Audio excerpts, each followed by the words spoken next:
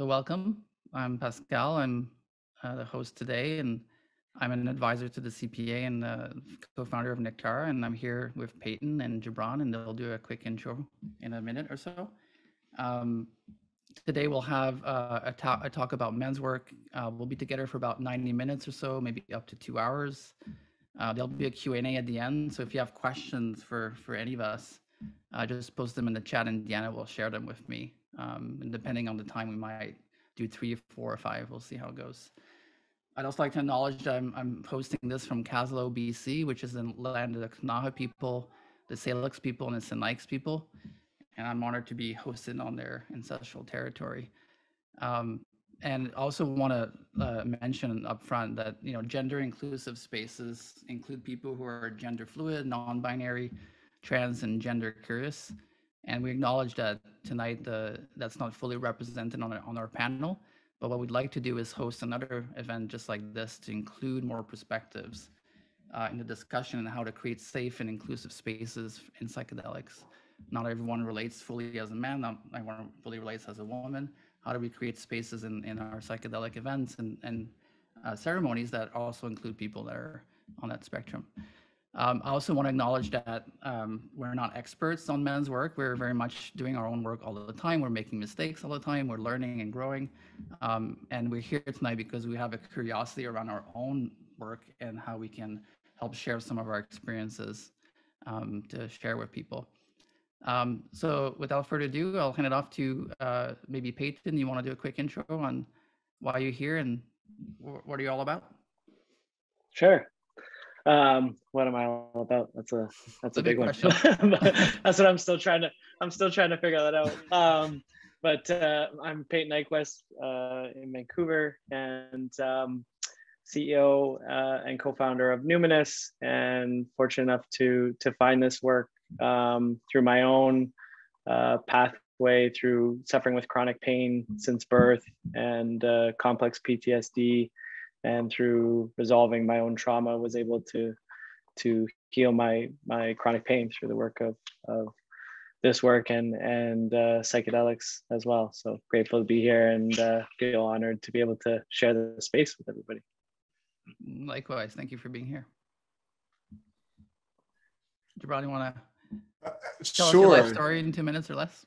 I'll do it in 2 minutes or less. My name is Gilbert Rivera. I like to call myself a Puerto Rican from Boston, though today I am calling from the city named Columbus, of all the names that a city could have, Columbus, Ohio. This is where my beloved lives. I see myself as a guide, a coach, and a facilitator. I've held most of my work in social movement spaces, but that is very intentionally growing beyond that particular bubble. I feel like the kind of echo chambers are not getting us where we need to go. So I'm very intentionally expanding my work beyond that. Mm-hmm. I do all kinds of things. Again, guide, coach, facilitate.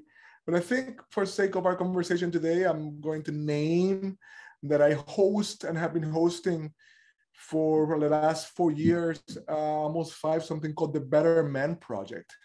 And the Better Men Project, first and foremost, I think of it as my own project of atonement for harms I have caused as a man.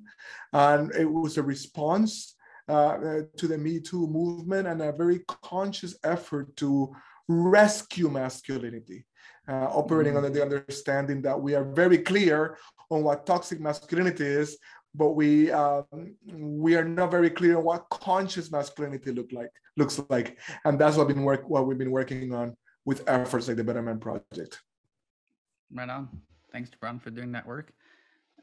So today we're going to be exploring 7 or 8 different themes, and we'll go back and forth on each one and move on to the next one, and then move on to the Q&A. And the first theme you just touched on, Gibran, is around toxic masculinity and judgment on masculinity as well, because we have a very well-developed sense of what unconscious masculinity is, but not very much about the healthy masculinity. And we had a little chat a few days ago about this webinar. We talked about the idea of turning it up versus turning it down. What do you have to say about that concept? Peter, maybe I'll jump in here for a second, to just since I pointed towards that in my own introduction. I like what you said about turning it up versus turning it down. It seems to me that if you are a progressive guy, you want to be a good guy, you don't want to be just another a-hole, then the option that you have in front of you with your masculinity is to turn it down a couple of notches, basically to like suppress it and bring it down. We haven't societally figured out what a healthy, embodied, conscious masculine looks like. And so we have this very well developed discourse on its toxicity. And it's not just a discourse, it's an experience. We know it. We have actively participated in it. We've seen it from the people around us. It is in the milieu and it is damaging. We definitely live in patriarchy. But I think what we're trying to do is figure out what of this energy, like what of this pole in that particular polarity is actually good, holy, and even necessary for the healthy development of any human being, whatever gender or anywhere on the gender spectrum where they might be, and very specifically so for those of us that are masculine identified. Mm-hmm. Mm. Well said. Peyton, judgment on masculinity, men not having the full range, access to the full range of emotions. Like, what would you say about that? Yeah, I think we're in a time currently, and going back to your comments around turning it up, versus turning it down, and I think we're in this space where, my belief around the healthy masculine is radical accountability for those aspects of yourself, and the way to do that is to have it, be in full transparency and truth about it, and not just put it into darkness or shame or putting a lid on it. It's really full accountability and awareness of that, and so that you can create the space for the feminine aspects of things to come through in a way that's healthy and not in a relationship of the sort of unconscious sort of pushing down of what is there that needs to be seen and created accountability for. So it just resonated a lot with what's been said, and I think with that as well, we need spaces where there's the space for that kind of the vulnerability and conversation of that from a place that is maybe not judgmental but inclusionary, and I think especially in regards to talking about men is places where we can hold each other accountable in that as well, and be the healthy mirrors for other men as well. So I think it's extremely important, and at a time where that container, that safe container, needs to be created, I think now more than ever before. Mm-hmm. So what you're saying, from what I understand, is like tearing down, well, not tearing down, but the word tearing down has aggression to it, but like maybe shifting the old paradigms, but not holding it in darkness, basically, like holding it in love, basically. Is that what you were trying to say? Exactly. Yeah, exactly. So how does a man move away from that judgmental kind of putting that old paradigm or like that toxic masculine in this darkness bucket? How does someone shift that into a more light and more loving way? Like, because a lot of those things come from ancestral lineage, like our parents and the men around us when we were growing up, which really leaves a strong imprint in us. How does a man start working on that in a way that's guided by the right things? Is it like men's group? Is it like psychedelics and men's group? Like, how does someone start that process if they're looking to start or even deepen their process? Yeah, I think first is becoming honest and vulnerable with having the conversation, whether that's in psychedelic work or just in men's work or traditional therapy. I think that place, and we were talking about this earlier, but we have all of these terms you hear in society today about man up or be tough and all those kinds of things, and I think we need a mindset mindset shift around, true strength comes from actually owning those parts fully, and coming with those parts from holding them with compassion, but not not sacrificing a part of yourself in order to be tough. I think that for men to really come to any of those containers with that full vulnerability, and not feeling like they need to hide or shame some part of themselves in order to meet sort of the collective societal expectations that we have around men coming together at times. And I think that is sort of the initiatory step to having those authentic conversations and communities. Mm-hmm. Mm-hmm. I wholeheartedly agree with what you're saying. I think about it in terms of every boy, right, including the boy inside of us, has had the experience of getting their heart broken, right? Whether it is a crush or whether there is a rejection from by a group of friends, right? There is this there's this heartbreaking moment that every human has to experience. But we live in a culture where when a boy experiences that in a patriarchal context, there's no real holding for it, right? And so from that very first experience of like having an illusionary love for somebody that might not meet it, right? It could be, I'm talking about like prepubescent crushes, right? Like I'm not even talking about anything deeper than that. And like not having a place for that to go, and having that heartbreak happen without any context for it to be held in, begins that kind of sealing off of emotion, right? And as Pascal was saying earlier, when I interviewed men in preparation for the Better Men Project, there were two things that happened that I heard most often. One was, we are not having access to the full range of human emotion. We have them, but we turn them to like sadness, to anger, right? To frustration, to the stoicism, this kind of very limited breadth of experience. That's one of the concerns that we have. And the other one is a lack of authentic, deep friendship with other men, right? And so it ends up like all of our emotional labor is carried, for those of us that are kind of cis hetero men, is held by the women, by the single woman in our life, is holding all of our emotional labor for us, which is unsustainable.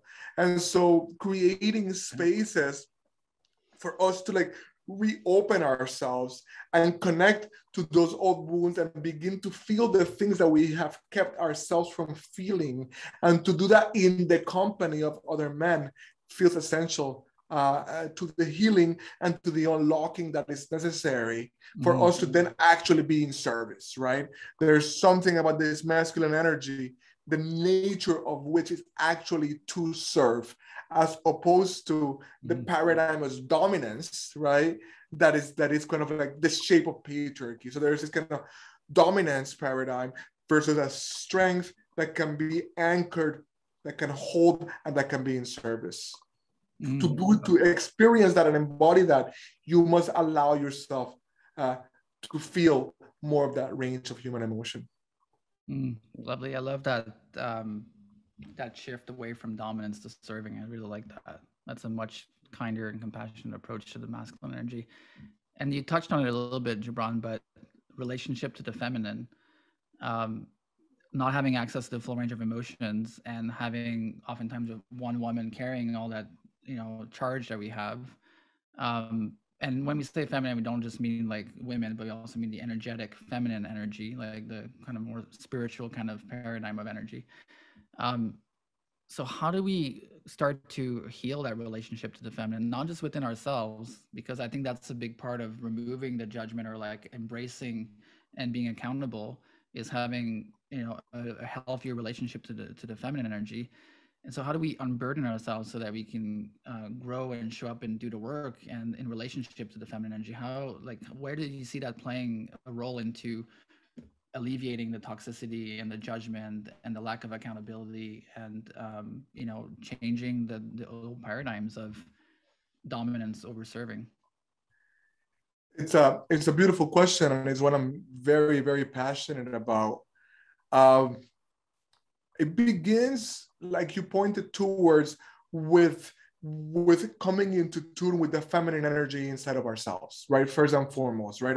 And that includes kind of broadening, right, that range of emotion that is accessible, and like entering some of those more vulnerable spaces. But you asked what happens beyond that, beyond ourselves. And I think that one key step is acknowledging the part of us that trembles before the Holy Feminine, right? Like, there is actually a part of us that is terrified, right? It's terrified because our heart can break. It's terrified because it will eventually consume us. Like, we will eventually return to earth and be compost for this earth. Like, there is a knowing there, right, that holds terror, right? And so what we do is violence against that. But if we can instead turn towards it and open our hearts before the radical truth that we will be that we are made of earth and we once again be consumed by earth,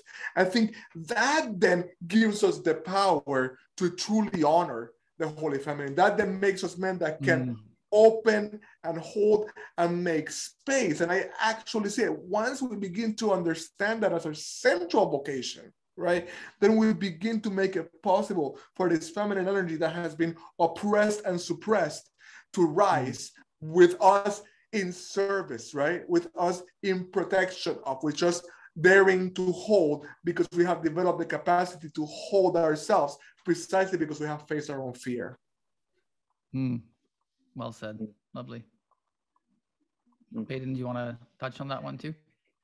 Yeah, I think just in line with that is this, and especially as young boys and men, where, again, these sort of themes of toughening up or those kinds of things is really this sort of shift to compassion for ourselves and building that compassionate container for ourselves. We can't expect for us to be able to be compassionate towards others if we can't be compassionate towards ourselves. And so I think it really starts with that real compassionate container for ourselves. And that can be really hard at times. There can be a lot of pain that's underneath that. And compassionate means, in from my vantage point, is really sitting with those parts that are, feeling unheard or pushed down or hurting, and compassionately holding them in a container, again, of having that sort of accountability, but also just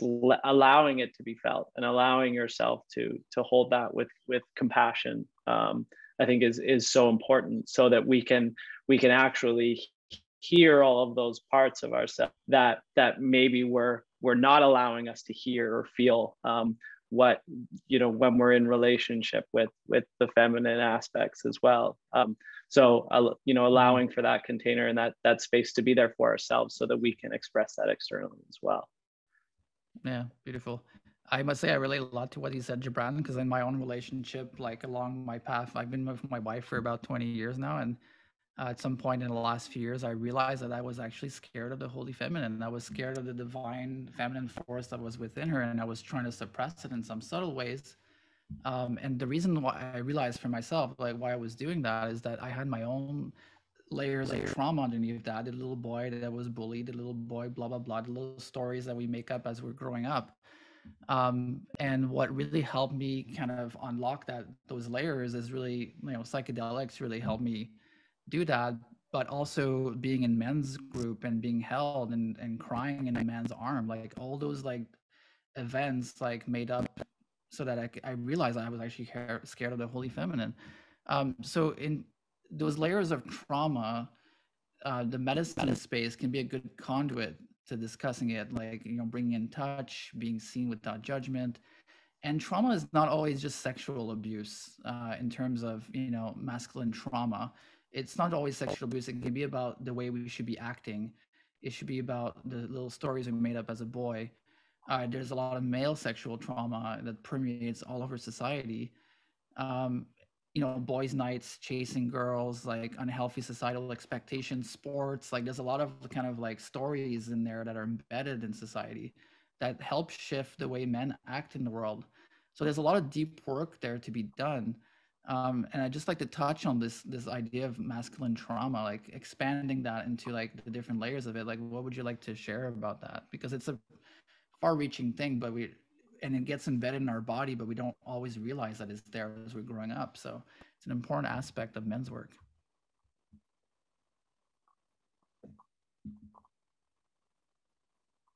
Who wants to start? Gibran, you want to start, or I can dive in? Yeah, I think in regards, I think twofold. There's one, the masculine trauma that's experienced, and then there's also the sort of way that we treat it, or the way that we even look at it. And I think in the context of you mentioned medicine work, someone who Pascal, I know we both know, talks a lot about containers, sort of the yin or yang sort of approach to medicine work, and there can be this very masculine, especially, and I noticed this in my own work when I was looking to try and heal a severe trauma that I knew that was there, and looking at my chronic pain, it was this very masculine sort of approach that I was taking of, there's this thing that I have to go and do and attack or go hard at. And it led me to some very challenging experiences. And while it was hugely beneficial for me, there was this other, as I worked with this person, there was this other communication around, well, what if it was more of a yin container around receiving and softness, and not being so prescribed to doing. And I remember my initial reaction, I was like, oh, that sounds really nice. That's probably a much, gentler container. Little did I know, it was like, oh, you want to receive? Well, here, we're gonna have that. What is this new technology, right? Yeah, that's right. And but it's an interesting shift for people, I think, and again, talking about the expectation of males, in society that we've seen around having to do and having to put feelings aside in order to do more or provide more, or any of these sort of expectations or societal expectations that we see. This sort of notion of like, well, what's really bold is to actually move into that state of reception and listening and receiving, and not be so quick to shift into the doing sort of aspects of things. So I think it's an interesting way, and you see this a lot in psychedelic containers, especially. But Gibran, I don't know if you have any thoughts about that. Yeah, no, thank you for bringing that in. I appreciate that contrast between like getting after it versus kind of opening to receive it, and your hint at that. Oh, even that opening is actually, it's like when I facilitate and people say, I want us to have a safe space to be vulnerable. And it's almost like they're not getting that that's an oxymoron, right? Like being vulnerable means that there's a risk, right? And there's something about like this receptive posture that is making you available, right? To touch some of those deep hurts, right? Which I think is essential to where the medicine can take you. But it is terrifying, even if the posture is one of receiving. So I appreciate you pointing in that direction.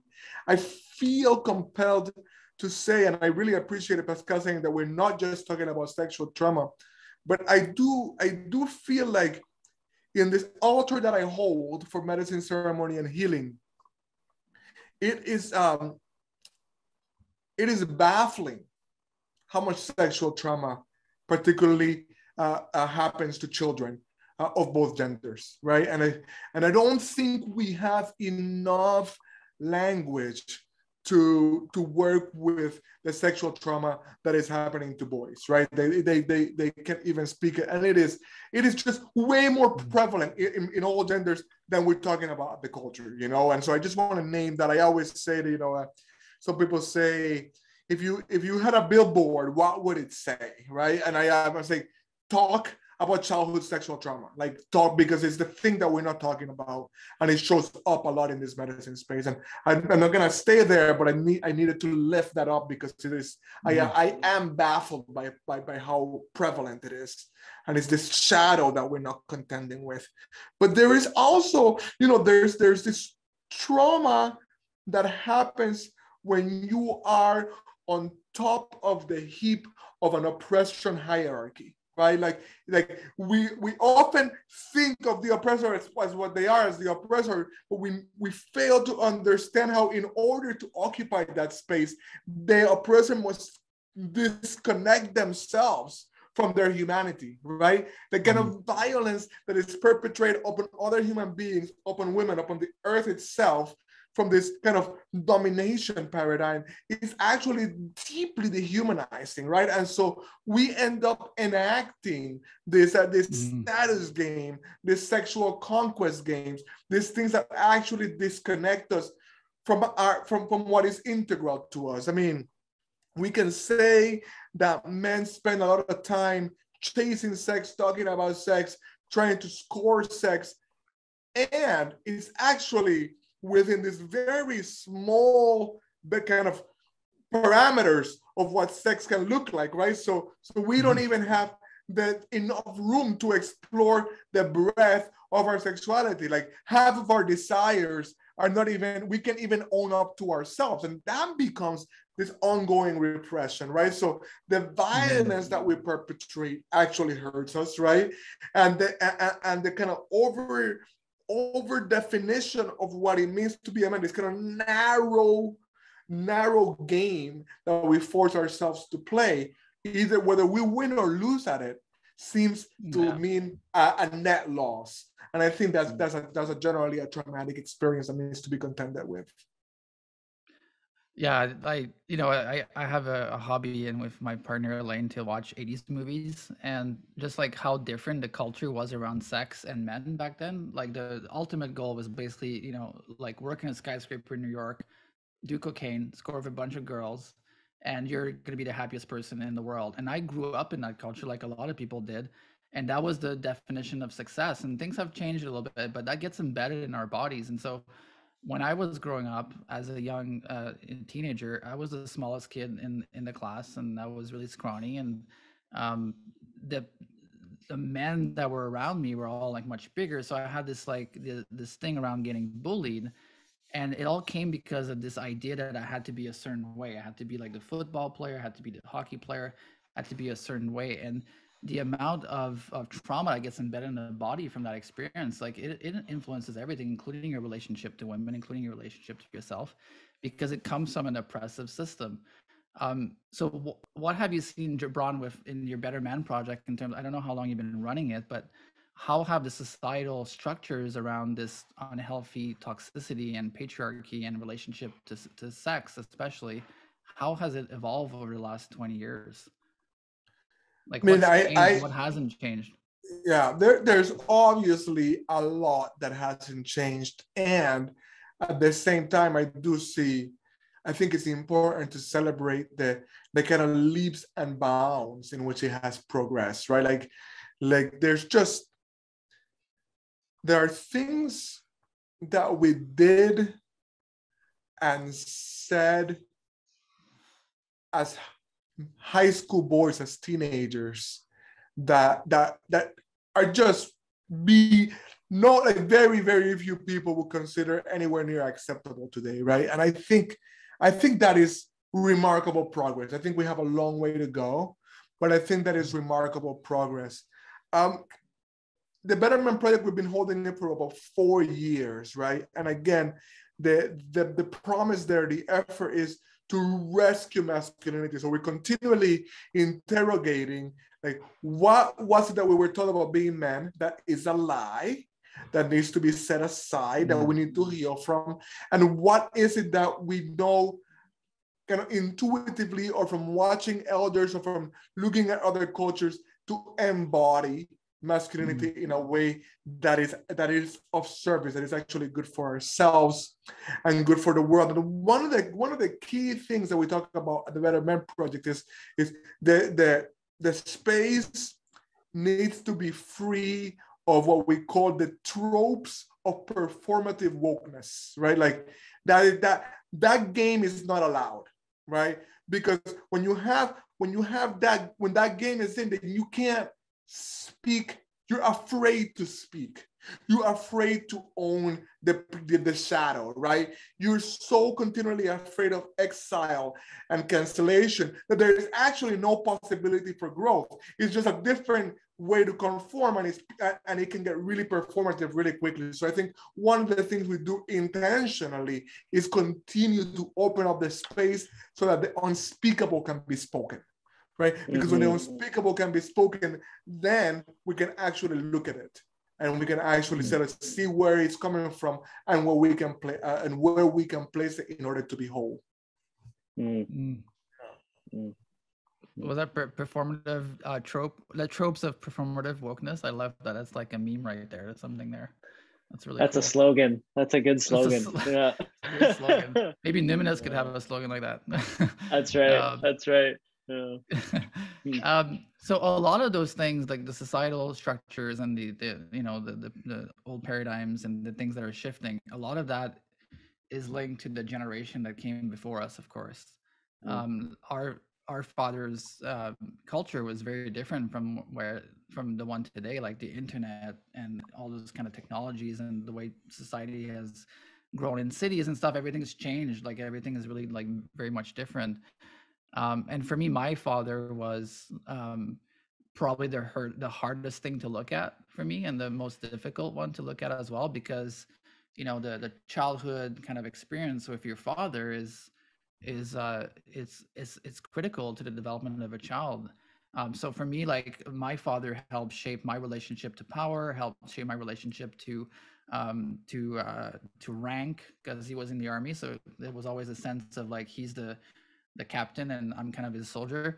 And he helped me build my relationship to the feminine as well, just because of by virtue of him, and his relationship to my own mom.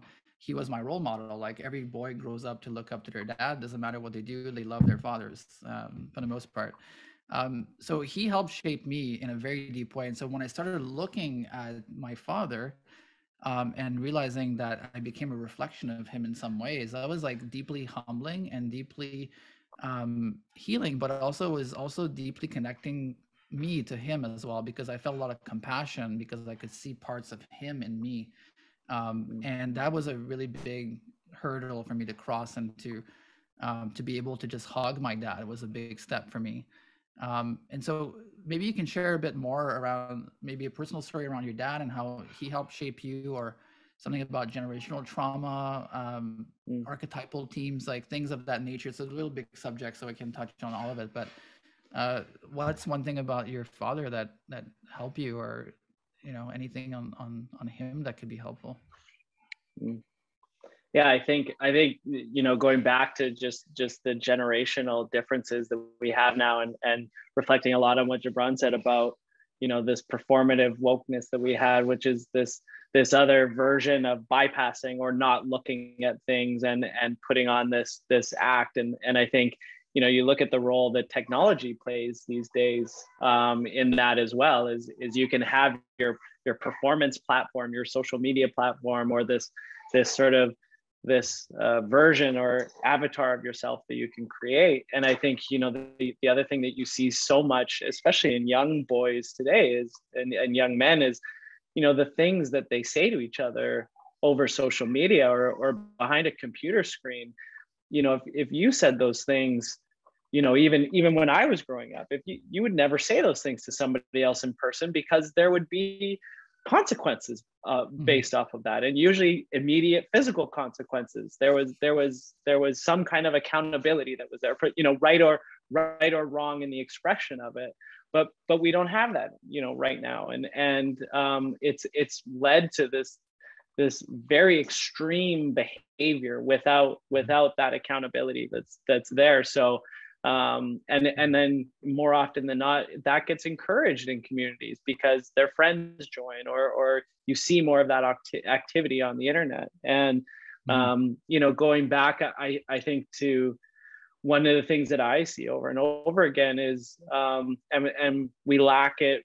You know, you look at the way that young people were raised in traditional communities, where it was really the whole community would raise the children. And so not only was it your father, but it was the uncles, it was you know, the fathers of your friends. And you know, you see this so much in sort of recent times, where you know, the father of the boy more often than not is this on a pedestal figure, right? We want to, at some point in our lives, we want to grow up to be just like our dads. And at some point, there's an awareness that happens that maybe we don't. Maybe, you know, there's an event maybe that we see, or a trauma that happens that makes us judge that.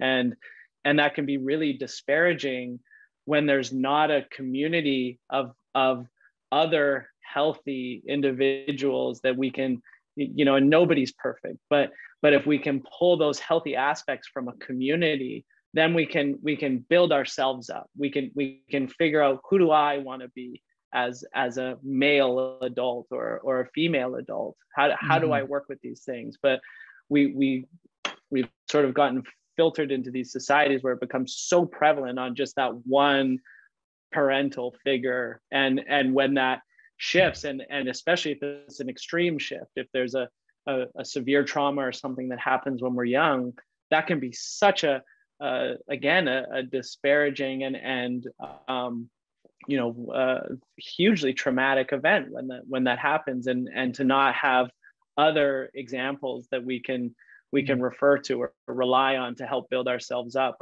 I think is one of the biggest things we're missing in society today. And it, you know, really, I think really highlighted by the missing of a rite of passage, right? There's this rite of passage that in all cultures, you know, historically has been the transitioning to adulthood, the becoming aware of oneself, and how do we want to be accountable for ourselves going forward. And our new rite of passage is like, go to university and get drunk for 4 years and come out more confused than you were than when you went in.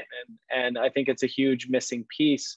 And when you looked at those practices, those rite of passages practices, it was really something that was cultivated by the whole community. It wasn't centered on any one individual, but that whole community, creating that healthy container for people to step into adulthood with. And I think it's a huge missing piece.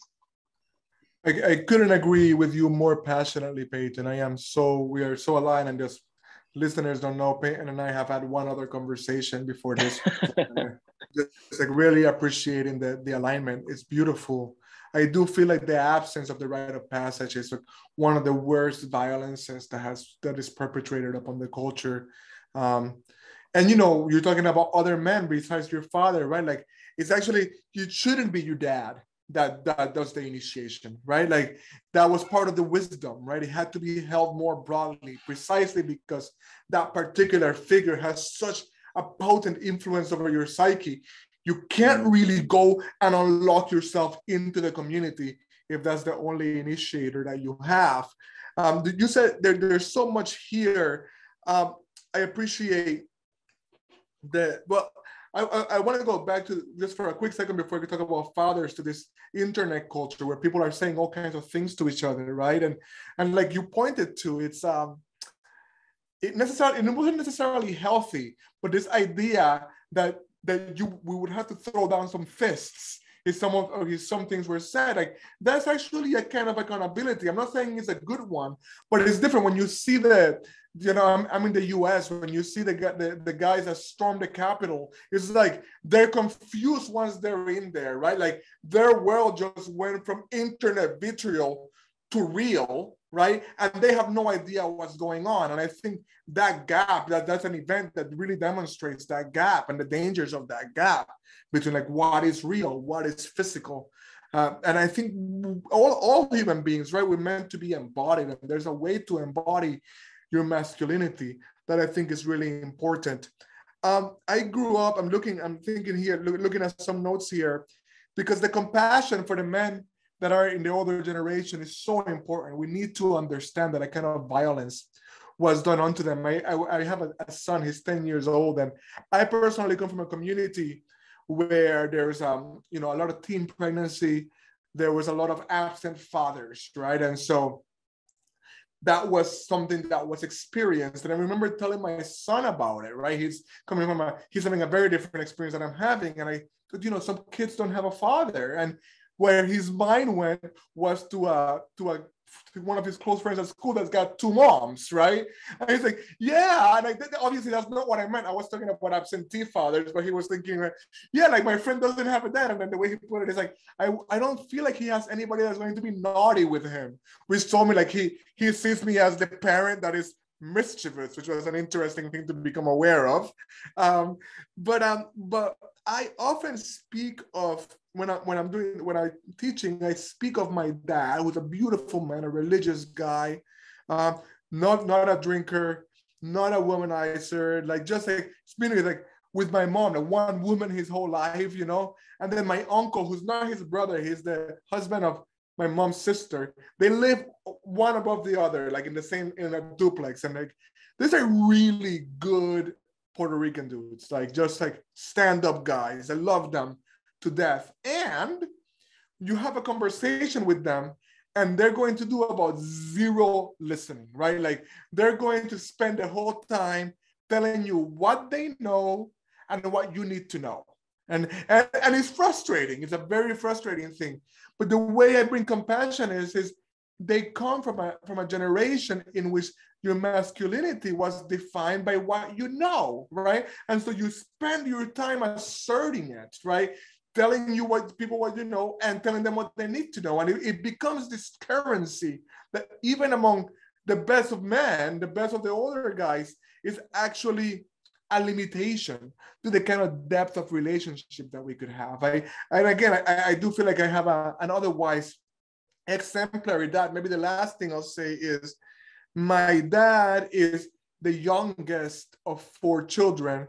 I'm the oldest of 4 children. And so I ended up forging this potent bond with my grandfather, who was also the oldest of about like 9 children, right? And so there's something about the way that masculinity manifested in him, given his generation and birth order, that allowed for a different bond than the one I have with my dad. So I'm just saying those things are really interesting and are things that can be often explored with great clarity in a medicine ceremony, right? Like, where does your birth location matter? What is the absence or presence of your father, the physical presence, but the emotional absence? These are all things that can be explored. And certainly, and maybe even more importantly, for somebody like me, is how am I showing up as a father, right?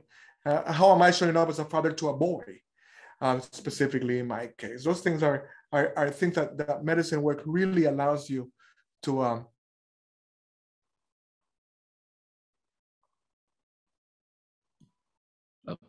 to allow you to do. Oh, there you go. Sorry, we lost you for a second there. You want to repeat that last little part? The medicine allows you to explore these things more deeply and more openly than the culture at large seems to make room for. Absolutely. And Peyton, I love what you're both saying. And Peyton, you mentioned something about learning from other men and this game of contrast that we have as men. For me personally, like where I found my role models were really in the medicine space. I started to meet more conscious men that have done way more work than I did, and I got inspired by them. And they gave me a more aligned version of what a healthy masculine is than my dad did. Little did I know my dad would be my greatest teacher over that period, but I learned a lot from the men I met along the way. And I'm curious from both of you, like, what are examples of men that inspired you along your life, your path? Like, can you tell us more about who that was and why? I'm really interested in hearing that.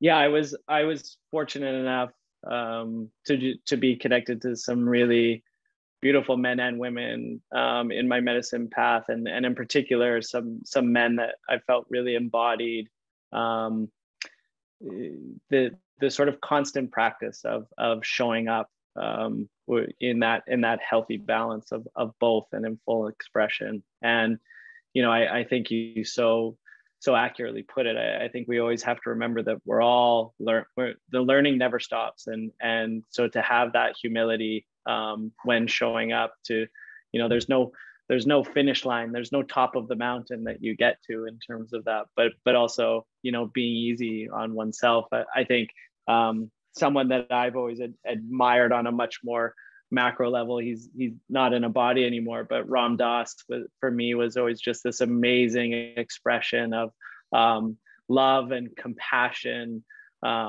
and funny, and not without the human experience. And I think that's such an important part when we're talking about masculine, or even for boys, like the male sort of expression, and it's okay to express those things in healthy containers. One of the things we were reflecting a little bit on was I grew up as a young male doing mixed martial arts, and it was this container that was safely created. There was boundaries in terms of what was acceptable and not acceptable.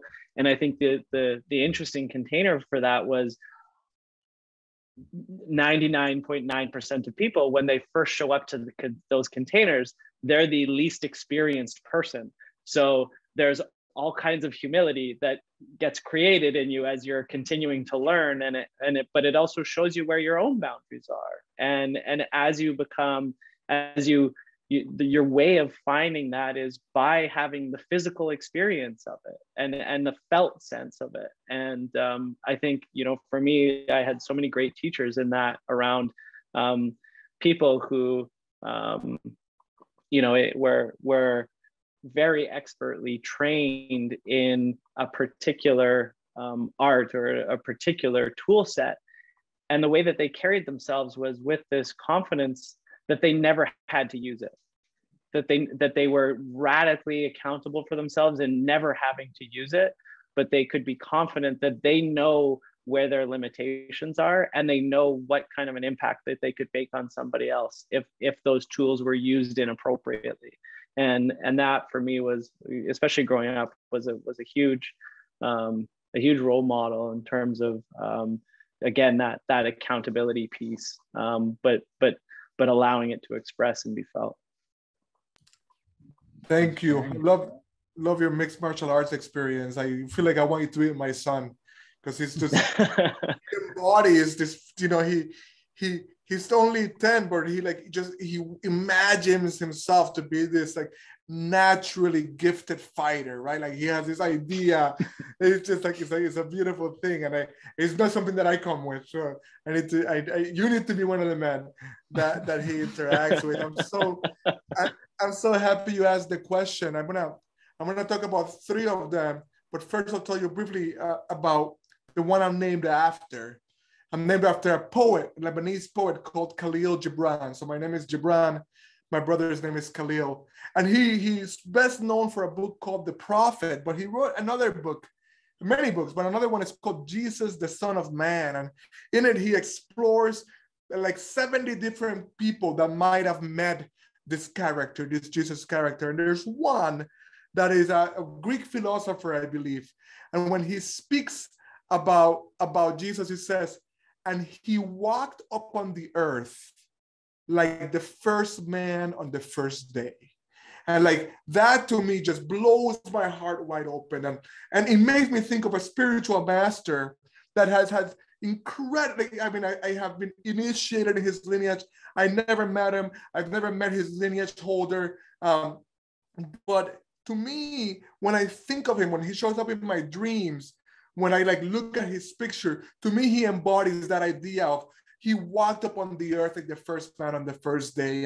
And part of what I do as part of my spiritual practice is I try to identify myself with him, right?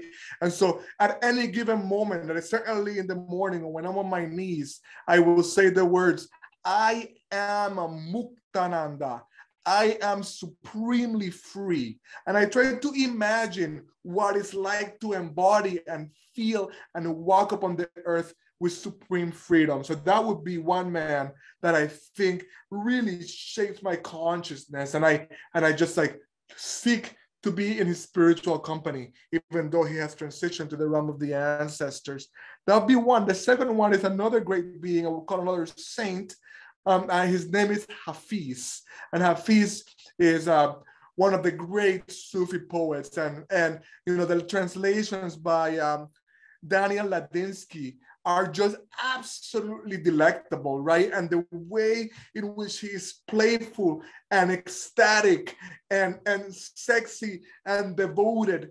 And just like that, to me, is the example of I yearn and long, right, to come anywhere close that kind of nectar that he actually can transmit to others. And I think both of these men, I would say, have that power. They have an embodiment of truth that can be transmitted in their very presence. And to me, that is kind of the essence of what we want. We want to attain that kind of liberation so that our presence can change the lives of others. Maybe bringing it down a couple of notches, not to disrespect him in any way, but somebody that I've actually met and learned from is my mentor. My mentor, Robert Gass, who I consider the Michael Jordan of facilitation. And I met him in 2007, and I thought facilitation was one thing, and then I saw him do what he did, and then I made that my goal. I'm like, that's what I'm gonna do with my life. And if I hadn't seen somebody doing it, right, and somebody that took me under their wing and said, watch me do it so you can learn, I would not be the man that I am today. So that would be the other person. Well, I've got a lot of reading to do. That was also amazing. Thanks for sharing that. Love the energy behind it as well, the stories. And Peyton, you touched on it. Martial arts and this warrior spirit, the male experience of being a man, and this energy around warriorship. Like this beautiful elder here called Duncan Grady. He always says, the soldier makes things one side against the other, but the warrior stands in between and creates peace around himself because of that standing in the middle. And you had that experience of being able to embrace that warrior energy in a very honoring, very traditional way, in a very sacred way of martial arts. But there's this expression of healthy warrior energy that often gets confused with the soldier energy of fighting, like you mentioned earlier, like going at it and like getting shit done, you know. There's a lot of healing that needs to be done in between those two energies. So what would you like to say around warrior energy, the male experience as a child growing up, and you know, what's embedded in our body around energy like warriorship? Yeah, I think, you know, you touched on something that sort of that gap between warrior and soldier. You know, the soldier energy, when you think about that, is there's an ideology or belief system or something that is outside of you that is instructing you to act in a certain way. And it might not be connected even to what's true for you. It might be preconceived ideologies or something like that. Whereas for me, when I think about the sort of warrior energy, is in deeply connecting with my truth of who I am and how I want to be, you know, fully stepping into that, and to the point where I'm willing to just do that in a courageous way. I think is you know, something that's so important. And you know, we also, frankly, we live in a time where, you know, hopefully we're able to find that truth for ourselves more than ever before. I think about you know, my father's father fought in D-Day and fought in World War II, and that was because he was that was what was expected of him. And so, you know, through that, there's this sort of outside of your own sort of control, being forced into that combative expression. and then the sort of trauma associated with that. What did I fight for? I've harmed people because that was instructed upon me to do, versus this standing up for what I believe is deeply true for myself. And I think the thing that even psychedelic therapy and psychedelic containers do for people is, in that deep recognition of self, you see yourself in everybody else, and that creates this compassion for one another, where you wouldn't want to put harm on anybody else because you see yourself in that person, and it creates this connection that's there that I think we all need, and I think it's a hugely important thing. But again, going back to just mixed martial arts, your way of finding that expression in a way that's true for you, you have to test, you have to feel into those things in a container that is safe and healthy and supportive. And also, how do I want to be? Less about my doing, but how do I want to be? And the way to do that is by, especially as a young person, feeling into those things and trying things and experience them instead of shaming them, and then putting an expectation of this is in order for, ultimately the big one, how do I be loved? How do I be loved in the way that I want to be loved? And finding our own ways of doing that. Beautiful. Thanks, Peyton. Yeah. Thank you for the question, and thank you, Peyton, again for the experience you embody. This is really deep for me and important. I have a 10-year-old son, and he's just attracted to this. And I think one of the problems we can fall into is when we universalize this energy, when we think every boy must, every boy likes, right? Because that's what gets us in trouble. Where like, you're the boy that doesn't, right? Like, I was not good at sports, right? And so like when I was kind of being pulled into a game I didn't want to play, it sucked, right? Like, it wasn't a good thing. And so similarly with this warrior energy, like, no, it's not everybody. But to the extent that a lot of boys do, right, kind of have it, like, it's not just culturally conditioned, right? There's something that they're born with, that many boys are born with, that seems to want to manifest itself, that somehow has been maybe selected for in order for us to get where we got, to get safe and be safe and do all of these things. And I see it in my son. And I also see how, he goes to this awesome little school, tiny school. We pay for him to go there, very, very progressive, and very, doing all kinds of good work, educating him in all kinds of ways, but not really knowing how to handle that boy energy in him and in other boys. And it's something that we wrestle with, his mom and I wrestle with, right? Like, there's something to kind of being progressive that doesn't seem to match well with how to work with these energies. And I think if we're talking about masculinity work,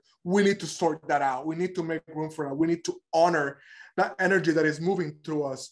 I'll say two other things about it. An interesting data point, unfortunately, again, in the US, we have this terrible phenomenon of like active shooters, right? Like random people getting shot. And so one really interesting thing is, in almost all of those occasions, you have young men of all ages die using their body to cover the person that they're with. Oftentimes it could oftentimes be a woman, right? I remember actually living in a particular neighborhood, there being a shooting outside of my house, and I didn't even think before covering my girlfriend at the time with my body. It wasn't that I was choosing to act a certain way, right? It was like a pure instinct, Interestingly enough, I later on went on to hurt her, right? Because in my more like immature, unconscious self, actually hurt this person that I was ready to give my life for without even thinking about it. So there's something about that vibration and that energy that I think is worth honoring and paying attention to.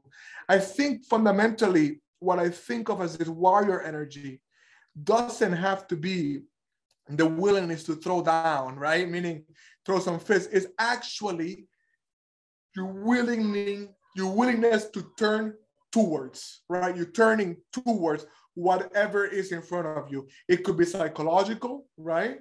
It could be the challenge of living in the end of days during the sixth great extinction, which is what we're living through right now, right? During the collapse of democracy, right? It is your ability, you are being attacked by a woke fest of some sort, right? Like whatever it is your ability to turn towards and face what's in front of you that I think is this warrior spirit that is a holy masculine energy that anybody of any gender can embody and move forward. Turn towards everything. I love that. Let's talk about, and there's a lot that we could talk about with all these topics, and there's probably a whole series here. Let's talk about men's work in terms of bridging the trauma, bridging the archetypes, bridging the stories, and bridging the patriarchy and the lineage and all that stuff into actionable steps for everyone out there.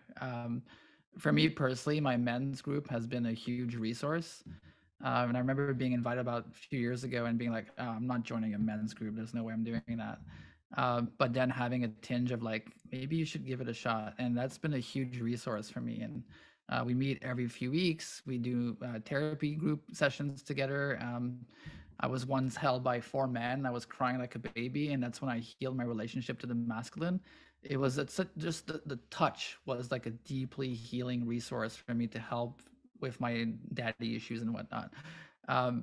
So what are ways that people can step into the shadows and integrate the teachings into their being? Like, what are things that have helped you? What are things that people can maybe experiment or look into? What are sources of information? What are maybe men's group where you live locally, maybe that have inspired you? Like, what's your resourcing around men's work? I think there's such a spectrum in regards to men's work, and I remember when I was in my early to mid teens, I was very active in sort of my own mental health journey, and it was something that I wouldn't hide. It was something I would talk about even as a young teenager. I'd be hanging out with my buddies and I'd say, oh, I gotta leave and go see my therapist, and my friends would be sort of like, what are you talking about? But it was interesting as I owned that more and more, even as a teenager, I had more and more friends reach out and would sort of say, hey, like, what are you doing? And I think it's because they saw the shift that I was going through, that they could see that was possible for themselves. And so I think one of the sort of core fundamental things that was really inspiring for me in the men's group work that I've done is just seeing other men doing that work in a way that was, they were owning it fully and seeing what's possible and being inspired. And I think that can be everything from, as you said, finding a regular men's group, and there's amazing, medicine circles where they do men's groups. But even if you can't find one, just starting one in your community. And that can be as much as, just having those authentic conversations. So much of, especially when we're young, it's, let's get the guys together and go for drinks. And usually, by the time everybody's had, a few too many, then all of a sudden the story starts spilling out or whatever. But try and create those authentic conversations, in an intentional way. Sit down and, just open some of those conversations, which that can be, the most challenging thing is that sort of first step towards that. But I think, there's amazing containers that continue to pop up. And I think I was extremely surprised when I started to look for more of that work, just how many communities there were like that. And I think it takes similar to sports, you figure out what sport resonates with you. There's going to be different groups that resonate with you depending on what you feel is true for you. And so I think reaching out, exploring, joining groups, it's a journey, and just allowing yourself to have that learning mindset. I think, and we touched on it, the men's medicine circles can be such powerful containers, just amazing, powerful containers to really do some very, very deep work. And so that can be extremely profound, and really healing that relationship of what do those healthy communities look like for men, and healthy practices for men to come together and support one another, as opposed to, again, some of the cultural things around, going out and drinking too, and everything has its place, but to have those spaces, those healing spaces, is hugely important. Yeah, thank you. And I love that you mentioned like just starting a group too. Like it can be as simple as having two buddies with you and starting a regular Exactly. every 2 week, just get together in a safe space and build intention into it and just talk. Like just the act of talking and not feeling judged or seen in a weird way, like is super healing by itself. So yeah, I invite everyone, all the dudes out there who want to get support, just reach out to a friend or two and start something. And once you do that and have dedication to it, other men will just gravitate around the space, and you'll have more people. And I think standing up for it, there can be this initial, when we first start to have those conversations, I think sometimes, especially if it's a new conversation, there can be this sort of reaction to that, that might be, again, remember, there's a lot of conditioning that we're trying to break down, or re-articulate. So standing into that, if somebody says, oh, can't go there or whatever, really saying, no, like, this is what's true for me. This is what's coming up for me. And I'm acknowledging it, because I don't want it to dictate my life anymore, or, having the courage to really stand up for what you're trying to express, and, giving up the expectation maybe of how that's going to be received as well. Mm-hmm. Mm-hmm. I want to just kind of honor both of you for what you're modeling here. You're talking about your therapy, you're talking about crying in the arms of man. I think that's absolutely beautiful. I think that touch really, really, really is central to our healing. And I think that these medicine circles really make room for that. And if people are working with medicine, encouraging you always, or as often as possible, to be guided, right? And to, for the men to actually make sure that in the number of ceremonies that you have, that there are some that are specifically for men, where there's some conversation ahead of time about the welcoming of touch, non-sexual touch, which is just that with the medicine, it can unlock so much, and it's right there. Again, really, really, really always encouraging an experienced guide to hold that kind of space. The other couple of things I would say is the idea of a circle of trust as a very simple format. And the format is no advice or comment on what anybody says, which is actually, us as men, and like, we're just so trained to comment and do that and offer suggestions. And, in the 12-step tradition, there's a no crosstalk thing, right? Where like, you're just making room for the person to talk. So if you're calling a men's group together, you're not a trained facilitator, just hold space to go around and around with people, deepening what they're sharing without anybody commenting on it. Just in full trust, holding the space. And then in that process, make room for the men to speak the things that bring us shame, right? Because when you are when shame is spoken aloud, it loses its power, right? So whether you're secretly using substances, whether you have a pornographic addiction, whether you're being unfaithful, where you're kind of acting out a lie in your workplace, like, able to actually speak those things that are almost impossible to speak because you're so embarrassed by them, because you have so much shame about them, unlocks the hold that they have in your psyche and begin the possibility of liberating you from them. And really a circle of trust that meets regularly without the crosstalk, without the advice, that alone can yield so much.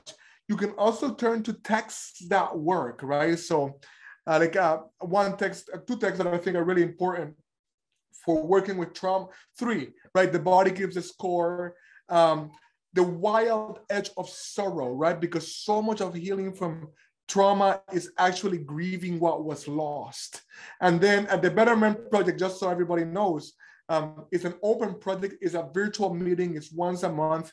You can sign up for it. You can show up the first Monday of the month, right? And just be part of that. And what we're doing, what we've been doing all year, and we'll be doing for a while, is very slowly reading the Jungian classic, King, Warrior, Magician, Lover.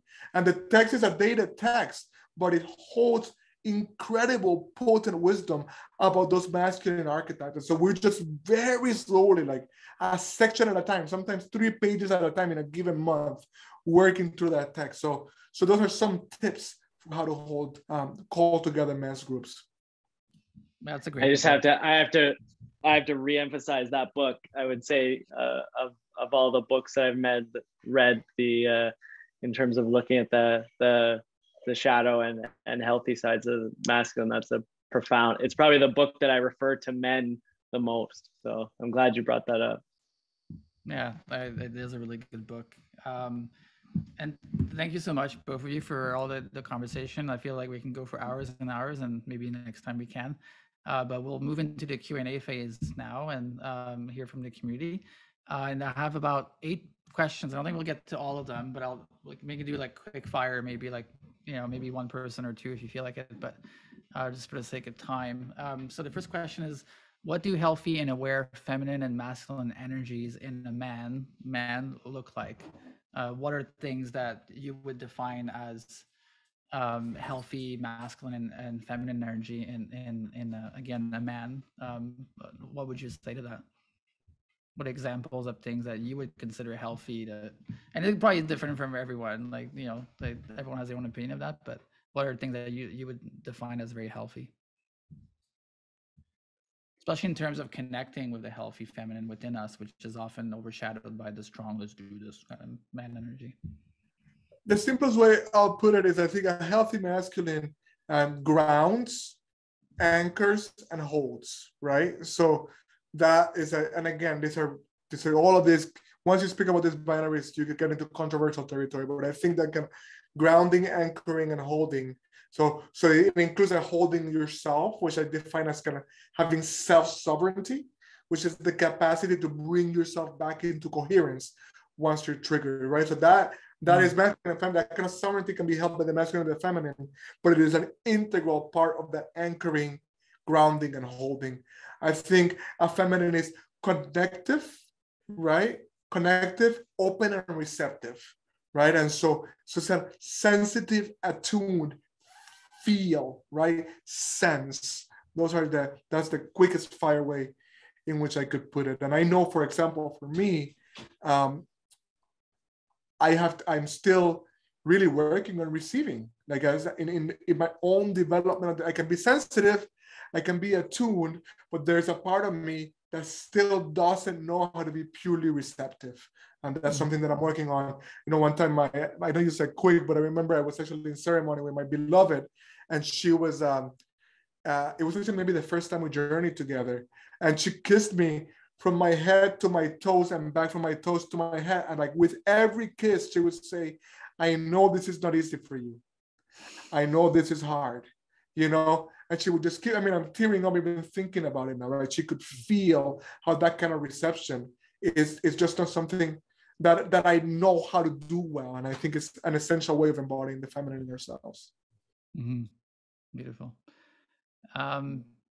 Can one of you share advice on how someone may go about gently introducing, inviting men who may be suffering within the toxic masculinity paradigm to benefit from doing men's work? Like, how would you bridge kind of like, or helping support someone? And oftentimes, the desire to do that must be in that person, but how would you help bring that person into the sphere of that?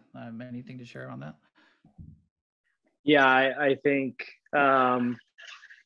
shame and judgment. And I think the more we can break down shame and judgment and create safe containers where men feel comfortable to bring those pieces of themselves, especially to men's work or healing the healthy masculine is so important. And that can be, especially when we think about our partners who so often other times are the ones that mirror us to, or politely or gently, or sometimes not so gently, guide us to being accountable for our own work. I think, compassionate containers where there's space for a lack of judgment or shame, I think is so important. And I think, encouragement to reach out, and encouragement to find those communities that resonate with them. But it's got to start from a place of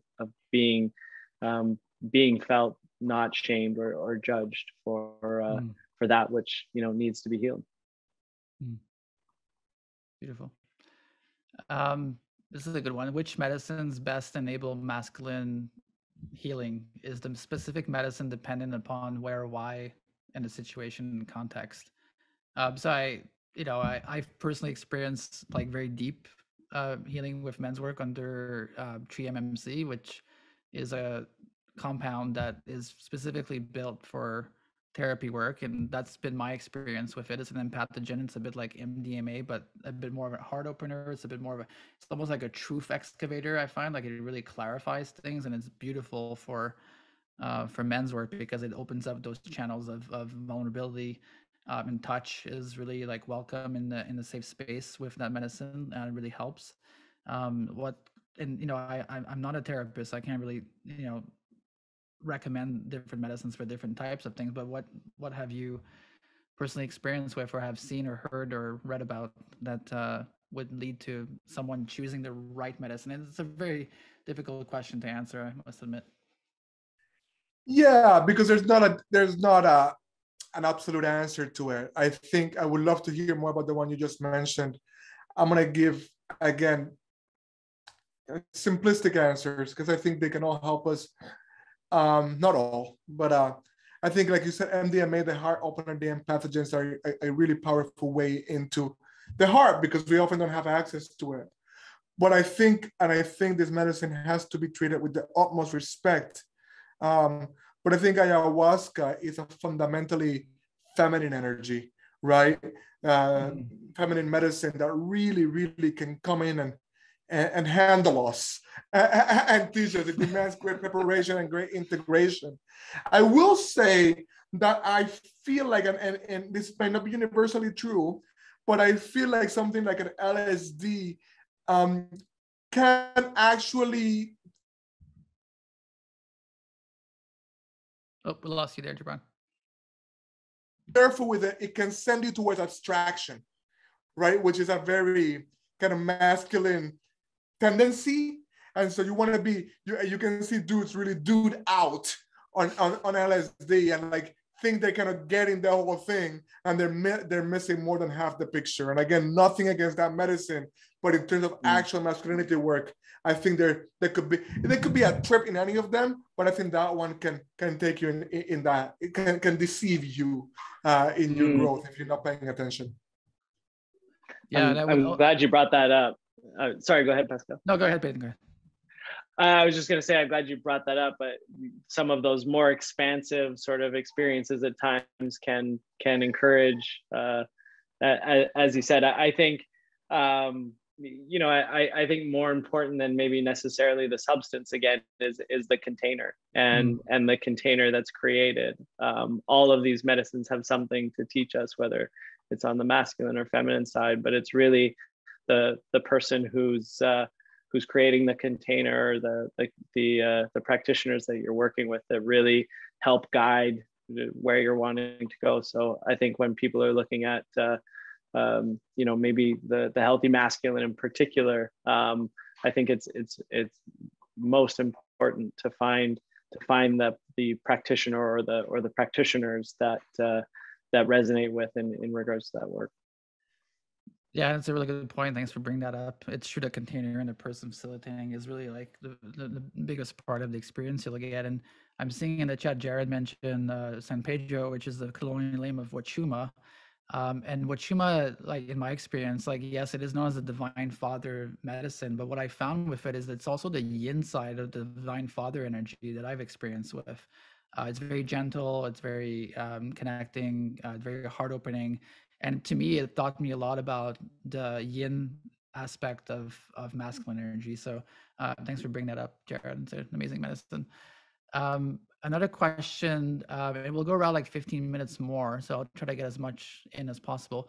Are there shareable examples of rites of passage? Like, I have curiosity around like modern rites of passage that maybe you've implemented in your for your son Gibran, maybe potentially, or potentially for yourself, or that you've seen other cultures rites of passage. What would you like to share about that? Yeah, I wish I had a clearer answer to that. I can tell you some of the attributes that I think should be a part of them. I think there should be a physiological stretch, right? So maybe like some not eating, right, or some like exertion of the body. I think there has to be some of that for sure. There's something somatic and physical. I think there should be a confrontation of fear. I think at the teenage levels, I probably wouldn't use medicine, though I know traditional cultures do, but I'd be afraid of the legal implications. I think so. I think some stretch at the physical, some confrontation of fear, some having to overcome something together as the group of boys. Definitely welcoming back. There should be song, right? There should be dance, so there should be some chanting, there should be some movement of the body together, some rhythmic movement of the body. And there should be a shared welcoming for the community. So like the people of the community, when you're done, the community should welcome you. There should be stories about where the ancestral stories should be told, and sort of that model, like how we are to be with one another in ways that are not necessarily lofty, but ways that like when someone's sick, you bring them soup, right? Like that kind of earthy, real teachings. I say some of the things what I've learned from the cultures that I have been a part of. Thank you, Gibran. Peyton, did you want to share on that as well? Yeah, just quickly, and similar to Gibran, I wish there was better places that we could direct people to currently. There are. I know I'm in Vancouver, and there's a few different groups that put together rite of passages for young people, and I think not only just the event of the rite of passage, but actually all of the work before. Some of these different groups work with young people for 10 years before they get up to their rite of passage, and there's sort of regular eldership that's there to help, prepare them for, or create the significance of it as well. We live in a culture where there's all kinds of events we can attend all the time, but to create that reverence and significance of what it is, I think is really, really important as well. So yeah, very true. Last few ones here. This is an interesting one. How would you approach the conversation of finding individuality in warrior energy in the cases where warrior energy does not manifest or resonate with a man? A deep question, I think. Sorry, can you repeat that one more time? How would you approach the conversation of finding individuality in warrior energy? I'd like to learn more about the context of the question, but yeah, he's saying that in the cases where warrior energy does not manifest or resonate with a man.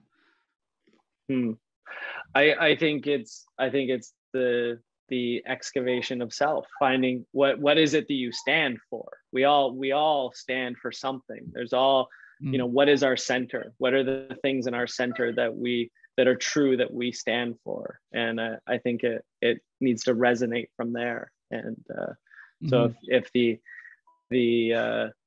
act or the sort of expectations of warrior energy don't feel right, it could be something much more softer, just the compassionate sort of exploration of self, and what are the things that we hold dear, what are the things that we hold most dear to us, and the things that we hold in the most amount of love. That's really good, Peyton. The idea of this soldier and warrior energy and turning towards everything, like the Blackfoot elder Duncan Grady, who I heard stories about these concepts. Like one of the question he mostly asks men when they meet together is, what do you stand for? And so I invite everyone out there, including myself, when we close the webinar, like, what do you stand for? And reaffirm it all the time and explore that question, like, what do you stand for? And that can become the pillar, the foundation upon which everything you do comes from. That's a really interesting, powerful question. Yeah, Ashay, I don't know that I have much. I just really moved by both of you and what you're saying. I think the only thing I would add, that you just spoke truth. I think the only thing I would add is like, as we enter these masculinity conversations, and I referred to this earlier, is like, we need to make room for people that are born into boys' bodies to not do all the things that we think are masculine, right? Like, there needs to be freedom and expansion beyond what we have defined as masculine, including not feeling like a warrior. Like, there has to be room for that. And somehow we simultaneously have to make room to honor that energy in those of us that come with it, right? And it's like, it's about that level of sophistication that I think is what's needed in the culture.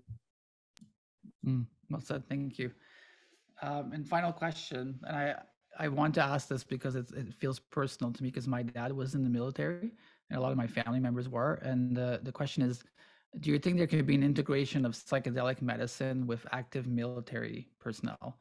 Do you see conflicts between these very effective treatments and professions that sometimes require force and violence? Anything to share around that? Like, there's a lot of work around psychedelics and PTSD, and a lot of organizations doing great work with military people, with iboga and other medicines. Anything to share around military work or structural violence and force that were embedded through careers? And I think even if you include things like first responders, you know, the people whose jobs is to literally put themselves in harm's way and put themselves into traumatic experiences for the service of other people. It's so important that they have access to this kind of healing. And in, you know, the things we see with psychedelics is the potential to heal in a time frame that allows them to try and get back to some kind of healthy and normal life. And I think if you look at the work that MAPS has done, and Numinous, we're very grateful to be able to work with MAPS and their work with MDMA for PTSD. But the population that they primarily worked with is veterans, and in particular veterans with treatment-resistant post-traumatic stress disorder. And I think so important that we heal those that really put themselves in harm's way for our own freedom and safety is so important. And I think I hope there's more of that. And you know, again, looking at first responders and even in light of COVID, you know, all of the first responders who have been there through an extremely traumatic period to try and help other people. I think it's so important that we create those containers for people. Wonderful. Anything to add, Gibran, or you're good? Yeah. Okay. Well, that's the end of the webinar, everyone. And what I've gotten out of this, it reminds me of what we always say to our men group, which is, it's not I got this, but it's we got this. For the men out there and the women and everyone in between, like, if you need support, go find support, ask friends, start a group, get conversations going, and get the support that we all need, like the belonging and connection. This is what this is all about. So thanks for joining. And if you're not a member of the Psychedelic Association, go ahead. It's amazing value. For $100 a year, you get access to all these webinars for free and a community space and like awesome people. So yeah, thanks for the support. And Gibran and Peyton, thank you very much. Love you guys. Practicing my feminine energy. Yes. Thank you so much for being here. I really appreciate your thoughts and your heart in this. Thank you. A real honor to be in your company. And thank you to the participants, obviously the ones that are beautiful, beautiful people. So it's good to know we're together on the journey. Many blessings. Likewise. Thank you so much. Have a great day. Take care, everyone. Bye-bye.